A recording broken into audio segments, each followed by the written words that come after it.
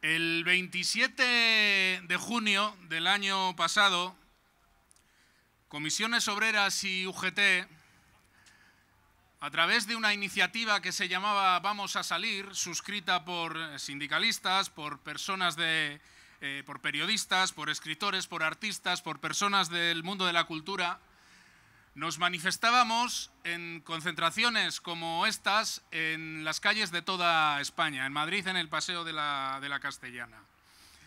Entendíamos en junio y entendemos ahora que era un momento para arrimar el hombro.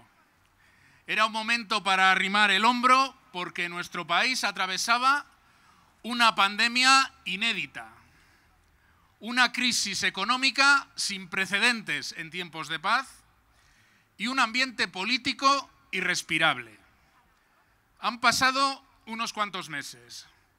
España sigue atravesando una situación sanitaria muy delicada. España sigue en una situación económica muy delicada. Y España sigue con un ambiente político bastante parecido a eso que hablaba de irrespirable. UGT y Comisiones Obreras y UGT sabemos que la prioridad para nuestro país es contener la pandemia. Sabemos que no hay una contradicción entre salud y economía porque hasta que no recuperemos la normalidad sanitaria no va a haber una recuperación vigorosa en la economía y en el empleo de nuestro país. Sabemos que España también tiene retos muy importantes.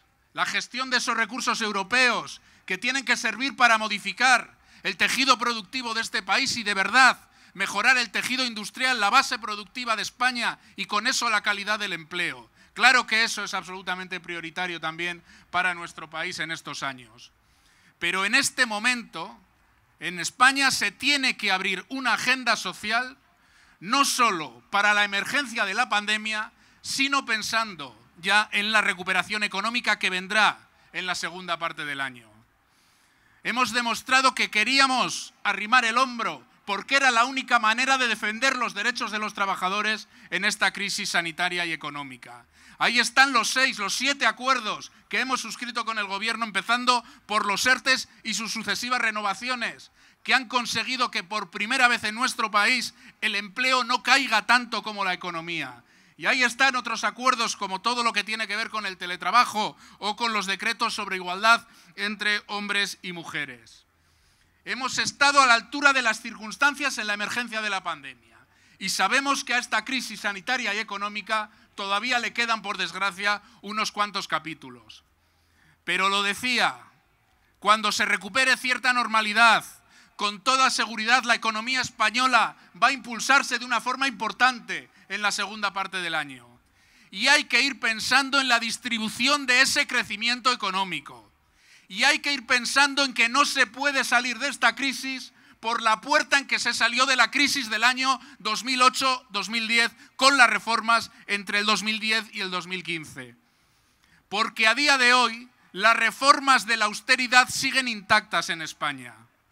Y hay que retomar esa agenda para corregir las reformas que van a provocar, si no, que el crecimiento económico vuelva a ir aparejado de más desigualdad, de más pobreza y de más precariedad laboral y salarial en España.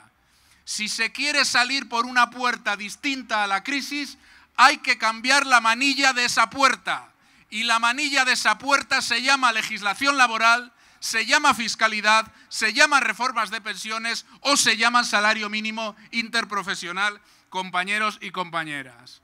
Los sindicatos le estamos planteando a las organizaciones empresariales y al propio Gobierno abordar el desmontaje de la reforma laboral. Y hay que decirlo alto y claro, hay que desmontar una reforma laboral pensada para devaluar los salarios, para reducir los salarios y para precarizar el empleo.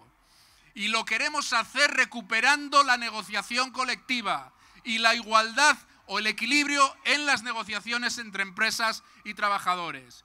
Y lo queremos hacer en un plazo que quizás tenga que ser un poco más largo para mejorar la estabilidad del empleo en España. España no puede seguir siendo el campeón de Europa en materia de temporalidad.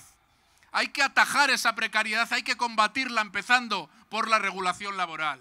Por tanto, hay que desmontar esas reformas. También hay que abordar de una vez un mensaje nítido a la sociedad española en materia de pensiones. En España no puede derogarse la reforma de pensiones del año 2013 pensando en cómo compensamos, mediante nuevos recortes, la caída o el incremento del gasto en pensiones que supondría derogar esa reforma. ¿Hay que derogar la reforma de pensiones del 13? Sí.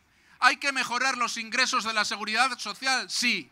¿Y hay que decirle a la gente que el sistema de pensiones va a ser sostenible hasta mediados de siglo con transferencias desde los presupuestos generales del Estado? Sí, también. Y a eso emplazamos también al Gobierno, a dar mensajes claros, a no dar mensajes equívocos en materia de pensiones, lanzar certidumbres a la población de que va a tener un sistema público no solo sostenible, sino sobre todo suficiente en los próximos 30 años. Y hay que subir los salarios y particularmente los salarios más bajos. Comisiones Obreras y UGT no nos resignamos a la congelación del salario mínimo interprofesional. El SMI tiene que subir este año y hay que ratificar el compromiso de que el salario mínimo interprofesional llegue al 60% de la media salarial al final de esta legislatura. Y queremos abordar esas negociaciones y queremos ponerle velocidad de crucero a esas negociaciones. Alguien puede pensar, ahora toca pandemia. Claro que ahora toca pandemia, pero hay que ir preparando el escenario posterior a la pandemia, porque si no, saldremos de la crisis económica con más precariedad, con más desigualdad y con más pobreza. Y concluyo con dos mensajes muy breves. Los sindicatos tenemos voluntad de negociación toda, preferencia por el acuerdo mucha, pero en caso de que no haya acuerdo el Gobierno va a tener que legislar porque hay mayoría política, hay mayoría social y hay compromisos programáticos en este terreno.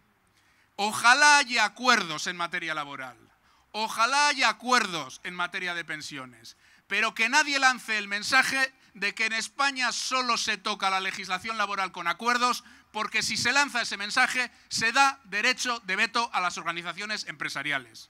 Y es el peor camino para llegar a acuerdos. Ojalá podamos alcanzarlos, pero si no, exigiremos responsabilidades al Ejecutivo y al Legislativo para cambiar esas reformas tan injustas. No se puede conceder derecho de veto a nadie. Y un último mensaje y concluyo. España no está sometida a ninguna condicionalidad europea que impida modificar la reforma laboral o la reforma de pensiones. No hay una condición para recibir los 140.000 millones de euros del Fondo de Reconstrucción Europeo que tenga que ver con las condiciones del año 2010 o con las condiciones del año 2012. No es verdad. No es verdad.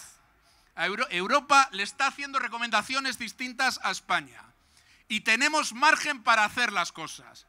Claro que en España hay que reducir la dualidad laboral, que es precariedad y que es temporalidad, pero no está escrito cómo hay que hacer eso. Eso es lo que tenemos que definir como país. Claro que en España hay que garantizar que si las pensiones se incrementan el gasto en 30.000 millones de euros, habrá que saber de dónde van a salir esos ingresos para asumir ese gasto. Claro que hay que hacerlo, pero eso lo tenemos que definir como país. No quiere decir que haya que recortar las pensiones. Claro que nadie le va a decir a España lo que tiene que hacer con su salario mínimo interprofesional cuando en Portugal, cuando en Alemania, cuando en Italia se ha subido este año el salario mínimo interprofesional. No lance nadie, ningún responsable institucional, el mensaje de que España está cuasi intervenida. Primero, porque no es verdad. Y segundo, porque abre la puerta al descrédito institucional y de la política. Y no nos podemos permitir eso otra vez. La crisis política que pudiera venir en Europa, si eso se instalara, se empezaría a parecer al neofascismo. Asumamos la responsabilidad que tenemos como país de generar un país más inclusivo, más justo, con mejores empleos y que reparta la riqueza que cree y que creemos en el futuro. Ese es el compromiso de las comisiones obreras y de la Unión General de Trabajadores. Por eso estamos aquí y por eso decimos que ahora sí toca y ahora se pueden abordar estas negociaciones. Nada más y muchas gracias.